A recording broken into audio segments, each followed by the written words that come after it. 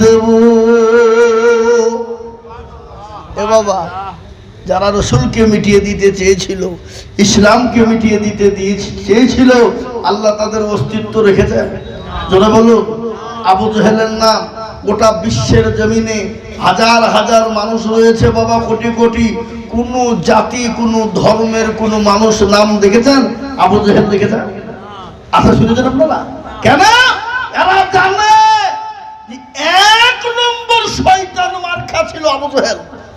এই শয়তান যদি না থাকতো, আজকে ইসলামের ছায়ার তলে, কোরআনের ছায়ার তলে, রসুলের ছায়ার তলে আজকে আমরা ঢুকে যেতাম, চলে যেতাম।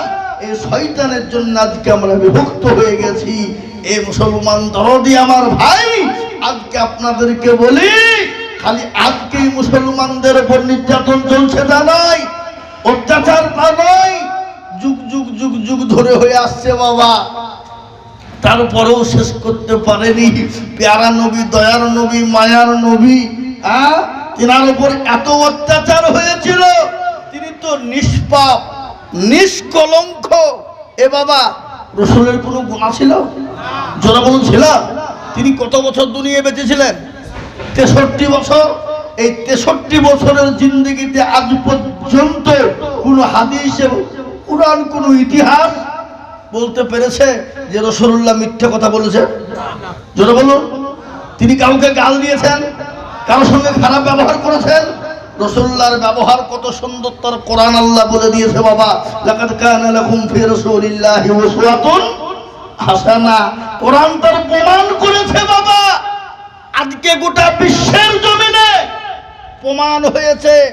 খ্রিস্টানদের ঘরের একজন যুবক, যার নাম হলো উইলিয়াম হার্ট, তিনি আপনার 100 মুন্সির জীবনী লিখেছেন। 100 মুন্সির জীবনী।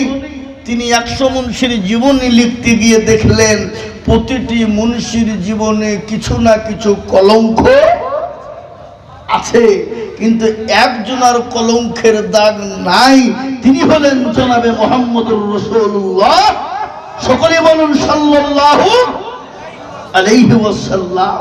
তিনি আপনার প্রথম থেকে শেষ পর্যন্ত তিনি যেরকম করে চালিয়েছেন, সেই নবীর উম্মত আজকে আমরা। কিন্তু সেই মুসলমান আজকে নামাজ পড়ে না, কোরআন পড়ে না। আমি আপনাদেরকে বলে যাই বন্ধু, মুসলমান নামাজের ধার ধারে না। কোরআন আল্লাহ বলে দিয়েছেন, ওয়ামা খালাকতুল জিন্না ওয়াল ইনসা ইল্লা লিয়াবুদুন। আল্লাহ বলে, বান্দারে, আমি তোমাদেরকে বানিয়েছি আমার ইবাদত বন্দেগী, আমার বড় হুকুম নামাজ আদায় করো। কিন্তু জাতি নামাজ পড়ে? যখন নামাজ পড়ে 98% মুসলমান নামাজ পড়ে না। 1% পড়ে গো? 2%। তো এই যারা 2% যারা পড়ে, আপনাদের কি মনে হয় যে এই 2% লোকের নামাজ হয়ে যায় নাকি? না, কোন রকম 1% লোকের হয় বাবা, আর 1% লোকের হয় না। বলে, হুজুর আপনি কি করে বললেন, কি করে জানলেন? আমি আইজুল হক বলে দিয়ে যাচ্ছি। 1% লোকের কোন রকম নামাজ হয়, আর 1% লোক দাড়ি পেকে গেছে, চুল পেকে গেছে, দাঁতে নরম, চোখে নরম বাবা, 15-20 বছর নামাজ পড়ে আত্তাহিয়াতও জানে না, দুরূদ শরীফ জানে না, দোয়া মাসুরা জানে না, দোয়া সানা জানে না, দোয়া কুনুত কি জিনিস সেটা বুঝেই না। আছে না নাই? জোরে বলুন। এরকম লোক আপনার তো দেখেন নাই নাকি? আছে। ইন্না তাইনা কুল দেখা যায়, তার মধ্যেও 20টা ভুল। ততক্ষণ ঠিক না বেঠিক? কোনোদিন হুজুরকে বলো না, হুজুর আপনি তো আমাদের ইমাম সাহেব, আমাদের হুজুর, একটু কোরআনটা ঠিক করে দিলে হতো না? জীবনে বলবে না। কেন বলবে না? কারণটা কি? বলে, বাইচান যদি মৌলবি ভুল ধরে ফেলে, তাহলে আমার মৌলবির কাছে মুরলিয়ার মাথা বড়ি চলবে না। আর এই জন্য মৌলবির কাছে বসে না। আর আমাদের হুজুররাও, এরাও কিন্তু কোনোদিন কাউকে বলে না, চাচা আপনাদের ইমাম সাহেব, আমি তো একটু বসে কোরআনটা ঠিক করে নিলে হতো না, সূরাগুলা ঠিক করে নিলে হতো না? কোনোদিন ইমাম সাহেবরাও বলে না। কেন বলে না? আমাদের সমাজ নেতা মন্ত্রী এমএলএ এমপিকে যতটা সম্মান দেয়, ইমামকে যদি তার 1 গুণা সম্মান দিত, এ জাতির জায়গা কোথায় পৌঁছে যেত? ইমামের বেতন কত? 5000। ইমামের সম্মান আছে? কথা কন। ইমাম নামাজ পড়েছে আলহামদুলিল্লাহ রাব্বিল আলামিন আল্লাহ কি হবে 5,000 টাকায় ছেলে জামা কিনবো না বিবি ছায়া কিনবো শাড়ি কিনবো না বিলাহত কিনবো গায়রিল মাগদুবি আলাইহিম ওয়ালাদ-দাল্লিন কি নামাজ রে হ্যাঁ আল্লাহ বলছে একবার মরিয়া দেখ ইমামকেও ফাটাবো মুসল্লিকেও পিটবো 5,000 টাকা বেতন ইমামের মান নাই মর্যাদা সম্মান নাই এ বাবা মসজিদের সেক্রেটারিকে ইমামকে বলছি হুজুর একটু দোয়া করে বলো কিসের দোয়া রে কিসের দোয়া বলে হুজুর আমার বেটা যেন চাকরি পায় আর অমনি মৌলবি হাত তুলে দিচ্ছে রব্বানা জালামনা ও আল্লাহ সেক্রেটারির জন্য বেটা চাকরি পায় আর বেতনটা যেন আমি মৌলবি সমান 5,000 হয় বলি কি দোয়া হইল গো এই কি দোয়া হইল আপনি কেন আমি মৌলবি যদি 5,000 টাকাই চলে আর তুমি হারাম খোর তোমার বেটা চলবে না কেন কথা কি বলুন ঠিক না বা ঠিক বলুন আর নিজের বেলায় 10 আনা আর মৌলবীর বেলায় 1 আনা 5 ওয়াক্ত নামাজ পড়বে বিবি বাচ্চা ফেলে দিয়ে আল্লাহর হুকুম পালন করে নামাজ পড়াবে তোমাকে একটা দায়িত্ব বেহেজাল ইমাম তুমি তার উপরে চাপ দেবা আর তুমি তার বেলাতে 5,000 টাকা বেতন দেবা ইমামের মান না আপনাদের দেশের কথা বলছি না অন্য জায়গার কথা বলছি বাবা এমন এমন জায়গা আছে মৌলবীকে 3,000 টাকা বেতন দেয় বলে হুজুর বহু দিয়েছি এ মুসলমান মসজিদে মার্বেল বসায় টাইলস বসায় ও মসজিদে ইমামের পিছনে নামাজ হবে না আর আমরা বলে হুগলি জেলার লোক আলুর যদি দাম না পাই তো বলে হুজুর এবছর আলুর দাম নাই বেতনটা কমলেন আলুর দাম নাই এই তো নাকি তাই বলে কি আপনার খাওয়া দাওয়া সব বন্ধ করে দিয়েছেন নাকি আলুর দাম নাই এ মুসলমান আল্লাহ হলো রুজির মালিক আল্লাহ নিজেই বলেছেন ইন্নাল্লাহা ইয়ারযুকু মান ইয়াশাউ বিগাইরি হিসাব আমি যাকে রুজি দেব সে রুজি পাবে যাকে দিব না হাজার চেষ্টা করলেও পাবে না আপনাদের দেশে পাট নাই পাট আছে আমাদের দেশে পাট আছে গত বছর পাট নিল না 3,000 4,000 5,000 আর এই বছরে 19,000 20,000 টাকা কুইন্টাল আল্লাহ বলছে এক বছর দিলুম না তো কি হয়েছে রে বাবা ঘাবড়িয়ে যাস না আল্লাহ বলছে ঘাবড়াইও না আমি তোমার পাশে আছি তো হুগলি জেলার মানুষ মনে করছে কি হবে কি করে চলবে আলুর দাম নাই 150 টাকা বস্তা কি হবে কি করব আল্লাহ বলছে ঘাবড়িও না আল্লাহ বলে বান্দা শুকরিয়া করো না শুকরিয়া করো না আর যদি তুমি না শুকরিয়া করেছো বান্দা আমি আল্লাহ তোমাকে সহ্য করব না এবছর দিনই সামনে বার দেব ওই বছর দেব না মিডিলে দিয়ে দেব আল্লাহ আমি কোন দিক দিয়ে কিভাবে তোমাকে পূর্ণ করে দিব ও বান্দা তুমি নিজে টের পাবা না আজ আমি বলি মুসলমান দরদি আর একটু কথা বলে যায় দরদি মুসলমান হুগলি জেলার বাপজি আমার ভাইয়েরা ছেলেকে স্কুল কলেজে দেবেন প্রাইভেটের মাস্টার দেবেন প্রাইভেট স্কুলে দেবেন হাজার হাজার টাকা খরচ করবেন কোনো বাধা নাই বলে স্যার আমার ছেলেটাকে ইংলিশ ম্যান বানাল অঙ্ক ম্যান বানাল স্যার যত টাকা লাগে আমি দিব কোনো চিন্তা করবেন না কিন্তু হুগলি জেলার একটা মানুষ বুকে গা দিয়ে বলেন দেখি বলে হুজুর গো যত টাকা লাগে আমি দিব আমার ছেলেটাকে আপনি একটু কুরআনওয়ালা বানিয়ে দে একটা লোক খুঁজে পাওয়া যাবে এ মুসলমান দরদি আমার ভাইরা আল্লাহর নবী দয়ার নবী বিশ্ব নবী জনাবে মুহাম্মদুর রাসূলুল্লাহ দুনিয়ার জমিনে 63 বছর বেঁচে ছিলেন বাবা আজ আমি আপনাদেরকে বলে যাই বাপ তিনি তো নিষ্পাপ নিষ্কলঙ্ক বাবা তিনার কি কাজ ছিল বাবা মানুষের কাছে কোরআনের প্রচার পৌঁছে দেওয়া মানুষের কাছে দিনের দাওয়াতটা পৌঁছে দেওয়া এই দিনের দাওয়াত আর কোরআনের প্রচার করতে গিয়ে আল্লাহর নবীর উপর 1 নয় 2 নয় 3 নয় রে বাবা 13টি বছর ধরে ইস্তিমরুল চলেছে নির্যাতন অত্যাচার হয়েছে বিশ্ব নবী তাইফের ময়দানে কোরআনের তালিম করতে গিয়ে ইসলামের প্রচার করতে গিয়ে ওই কাফের বেঈমান আবু জেহেল আবু লাহাব উতবা সাইবা মুগীরা আমার নবীর উপর তো অত্যাচার করেছিল আমার নবীর চোখ দিয়ে ঝরঝর করে পানি ঝরে যায় রাসূলুল্লাহর পা থেকে মাথা পর্যন্ত শরীর দিয়ে তাজা তাজা রক্ত ঝরে যায় সাহাবারা সহ্য করতে পারে না বিশ্ব নবীর কলিজা টুকরা নয়নের মণি ফাতেমা রাসূলকে বলে নবী গো একটা বার আপনি হুকুম দিয়ে দিন বলে আব্বা হুজুর আমি ওদের জন্য একবার বদদোয়াটা করে দিই, তারা বরবাদ হয়ে যাবে গো রাসূল। দয়ার নবী, মায়ার নবী, রহমতের নবী, গজল আছে না? আল্লাহর নবী, মায়ার নবী গো, আপনি নবী আমার জীবনের জীবন। আল্লাহর নবী, মায়ার নবী গো, আপনি নবী আমার জীবনের জীবন। আপনি আমার জীবন সাথী, অন্ধকার কবরের বাতি, আপনি হইলেন নির্দুনিয়ার দল। আল্লাহর নবী, মায়ার নবী গো, আপনি নবী আমার জীবনের জীবন। আপনি রহমাতাল লিল আলামিন, আপনি উম্মতের জামিন, আপনি হইলেন গুনাহগার উম্মতের আপনজন। আল্লাহর নবী, মায়ার নবী গো, আপনি নবী আমার জীবনের জীবন। দেখিয়া আপনার মুজিজা, ভাগবতী মা খাদিজা, দেখিয়া আপনার মুজিজা, ভাগবতী মা খাদিজা, সপন দিলেন জীবন যৌবন। ও মাল দৌলত ছিল আপনাকে সফা দিল, আপনাকে বানাইল আপনজন।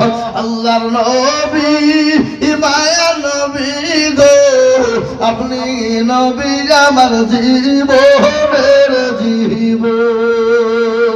এ মুসলমান তরুণী আমার ভাইয়েরা, তিনি তোমার অতর্গণ যৌবন ফুরায়া যাবে, যৌবনে লাগবে ভাটি, ওই যে ডাকিতেছে তোমায় খবরের মাটি।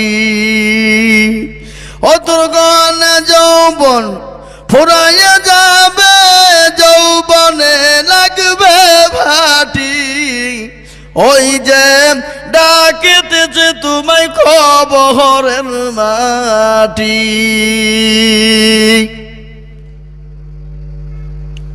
সন্ধ্যার আগে যেদিন ডুবিবে বেলা,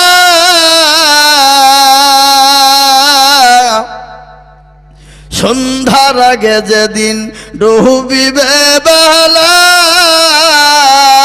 এক পলকে ভেঙ্গে যাবে তোমার রঙ্গেরি মেলা। সন্ধ্যার আগে যেদিন ডুবিবে বেলা, এক পলকে ভেঙ্গে যাবে তোমায় রঙ্গেরি মেলা।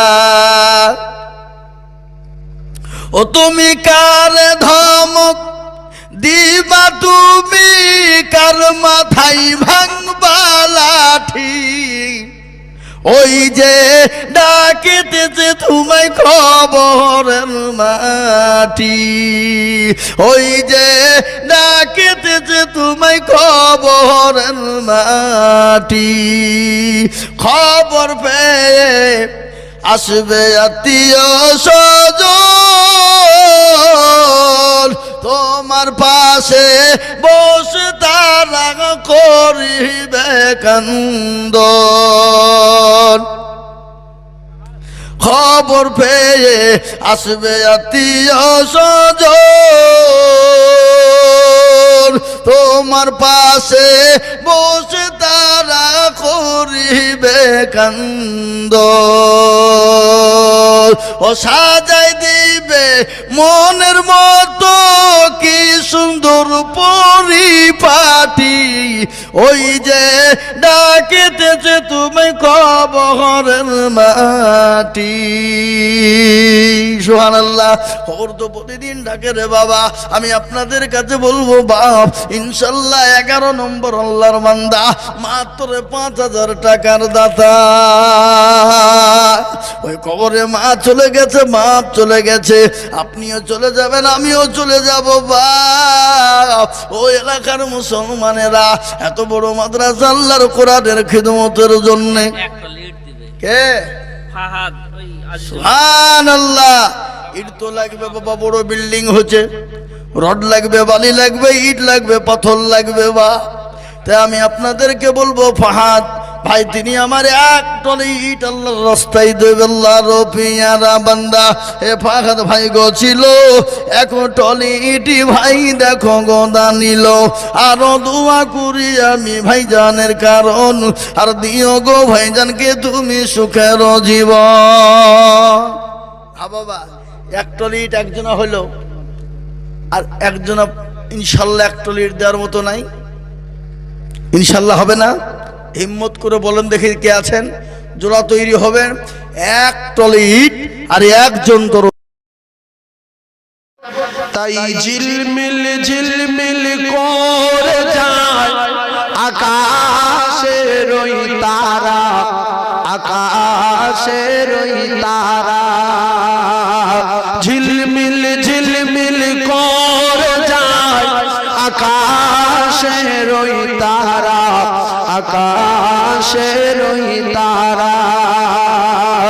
সরব চাঁদ লুকায় যে মুখ, সরব চাঁদ লুকায় যে মুখ, দূরে না জানা। ঝিলমিল ঝিলমিল করে যায় আকাশের ওই তারা, আকাশের ওই তারা। নূরের তলায় দুলে তৌহিদ বাতি জেলে, নূরের তলায় দুলে তৌহিদ বাতি জেলে। দয়ার নবী আসিলে মা আমিনার কোল, সে যে মা আমিনা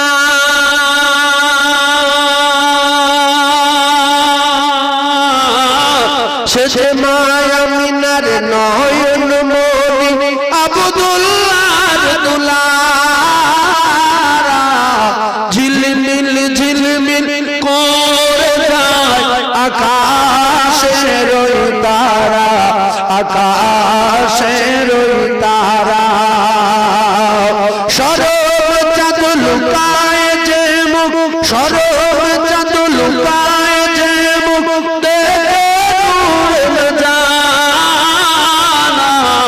ঝিলমিল ঝিলমিল করে যায় আকাশের ওই তারা, আকাশের ওই তারা। জন্নত বাগে সেরা ফুল, সে যে ফুটলো মরুর বুকে। জন্নত বাগে সেরা ফুল, সে যে ফুটলো মরুর বুকে।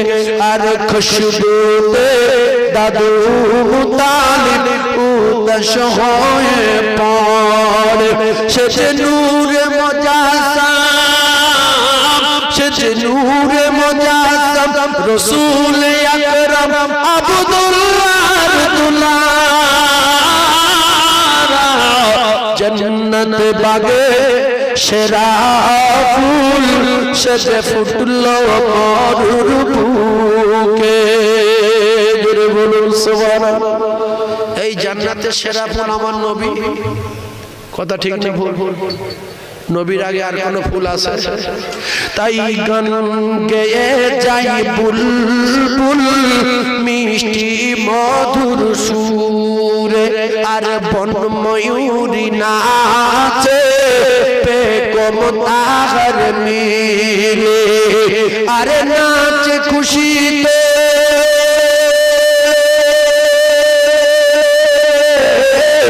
আরে নাচে খুশিতে আসমান জমিন আরে নাচ খুশিতে আসমান জমিন ডাকে নবীর গুরু পালা ঝিলমিল ঝিলমিল করে যায় আকাশের ওই তারা আকাশের ওই তারা সরোজ লুকায় যে দেখে দূর না জানা ঝিলমিল ঝিলমিল করে যায় আকাশের ওই তারা আকাশের ওই তারা আল্লাহুম্মা বলে সাল্লি